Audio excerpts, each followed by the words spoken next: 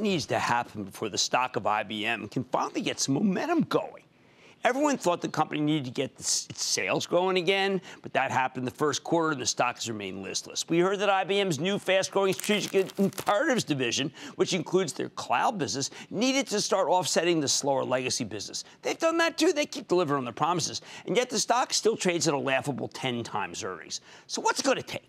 Tonight, IBM reported some solid numbers. 4-cent earnings beat off a 304 basis, higher than expected revenue, up 3.7% year over year. On top of that, management maintained their full-year guidance, which may not sound like much, but when your stock trades at just 10 times earnings, merely hitting the estimates or slightly beating them is a big deal. So to help digest these results, which I think seem darn good, let's check in with Martin Schroeder. He's the Senior Vice President of IBM. Mr. Schroeder, welcome back to Mad Money. Good to see you, Martin. Have a seat. Good to see you, Jim. Thank you. Thanks for the time. All right, Martin, I see this better than expected revenue number, $20 billion. I want to know what it's made up of and whether you're happy with the gross margins that it generates. Sure. Two things, because there's a lot there. So yes. First, in terms of trajectory, you may remember already a year ago we said the trajectory in each of these businesses was going to start to improve.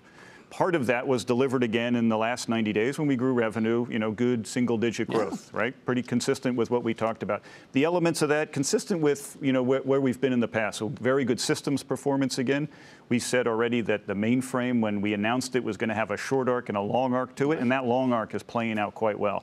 We also got good growth in some of our cloud businesses. We got good growth in elements of our analytics portfolio, which sits in cognitive solutions. So the revenue trajectory we're quite pleased with.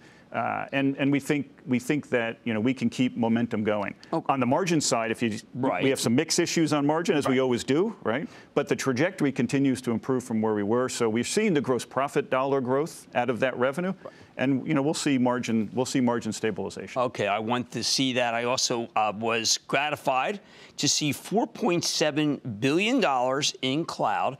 You're talking about a run rate for cloud that makes you one of the largest cloud companies, but we don't hear enough about it.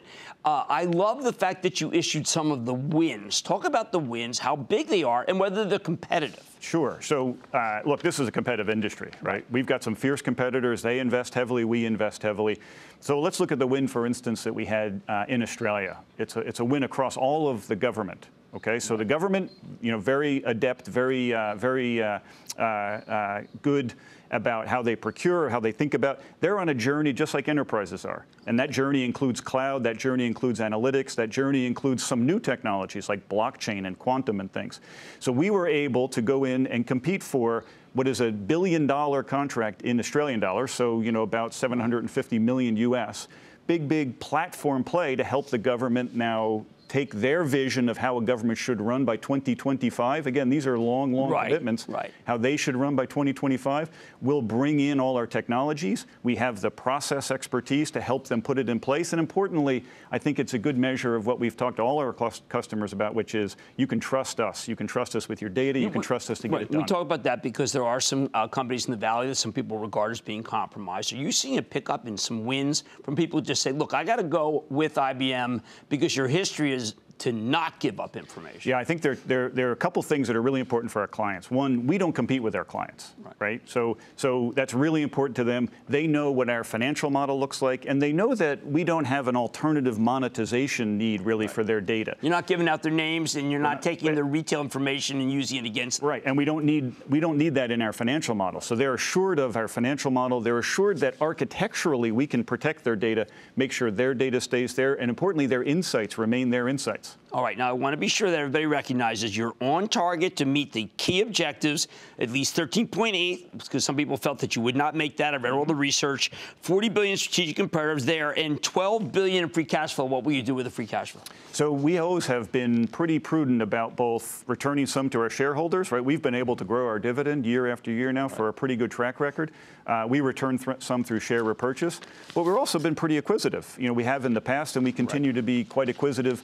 So so that we can keep building the capabilities that we need to keep winning again in a very, very competitive space. Now, CA got bought this last week by Broadcom, and I think a lot of people were kind of dazzled by the fact that CA, which works with you as a partner, talked about how mainframes are very relevant in the banking industry. It's a gigantic percentage. They didn't get off the mainframe. They must like the mainframe by this time, or they would have gotten off it. Yeah, it's a great point. Look, the mainframe still runs, 75, 80% of the world's business in and around it because it's still the world's most scalable, most secure transaction processing system for business. So banks, airlines, the trains, the supply chains of the world need that scalability. So the mainframe, good performance again. Now we're like a year now since we've announced the new mainframe. Right. And one of the things we talked about last time was that I believed at the time that the things that the mainframe does, yes, it's good for all those applications it's already doing, but the thing it does now better than anything is this idea of encryption. All data encrypted all the time. So I said that. You mean cybersecurity? That's an aspect of cybersecurity. I said that there's a long arc here that we may not see the same trends we've seen in the mainframe in the past. And in fact, we're well ahead now of where we were at the same time in prior cycles. And I think we're well ahead because of the way that resonates with our clients. All right. Now, you have a million line items like a lot of really complex companies. The one that I was confused about was, I'm a believer in cognitive solutions. It was not up to snuff to what a lot of the analysts were thinking. Is there something I'm missing in cognitive that could explain the little bit of decline and the gross margin contraction? Yeah, so gross margin is something we've talked about. We've talked about both of these elements in the past externally. So on the gross margin side, we would expect that margins continue to shrink a little bit as we move to an as-a-service business. Right. So that mix itself, still accretive for IBM in total, but that is going to continue to put a little bit of margin pressure in that unit. On the revenue line, yeah, that has a model that will grow, right. But that has within it some areas that we continue to retool. So our collaboration portfolio is going to get refreshed. We have a little bit of work to do. The things that are going well, like analytics, continue to power ahead. Okay, the good gross margins there. Tariffs, you have such an international business. Do I need to be concerned? Trade war. Well, look, we've been advocates for free trade. We've been advocates with every government with whom we talk that the right way to go about this is to open up markets. It's the way we've always behaved. It's what we'll continue to advocate for. And so we'll keep putting forward our position that we think free trade is the right path to go down, and everybody who'll listen will keep making that point. I know I'm going a little long, and nobody likes that, but I don't care. Blockchain, crypto, the wins in blockchain. I just need one line. Why would Deutsche Bank go with you on? That's a big bank, one of the world's largest. Why did they pick you for blockchain? Is it because of what you're able to do with cryptocurrencies? Is it what you're able to do with security? Yeah. Why you? I think it's three things. Security is a big part of it. Right. So people love our blockchain. We have more blockchains running today in the world than anybody else. Okay. The reason we have that is because of the security that comes with it. Encryption. Our blockchain runs on an IBM mainframe. That doesn't matter to them as long as it gets encrypted all the time. So one is the fact that it's secure and it's encrypted.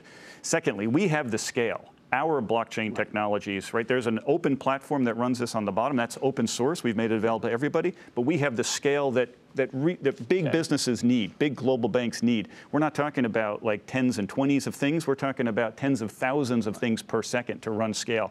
And then we have the tools, and we've got built the ecosystem around all that to make it useful in your enterprise. So you have a technology platform that's open, secure, and we've got the skills to make it work. And you have some very big wins. Thank you for disclosing the wins. That is so important because it really matters to know that you are competitive in every area. That is Martin Schroeder. He's the Senior Vice President of IBM with a quarter that I think should start making people think, you know what, there's growth here. And there's also a lot of money being made. Mad Money's back in. Right. Booyah! Jim Cramer here from Mad Money. Thanks for watching CNBC on YouTube. Click here to subscribe and get the jump on my exclusives with CEOs, plus market news, investing advice, and a whole lot more.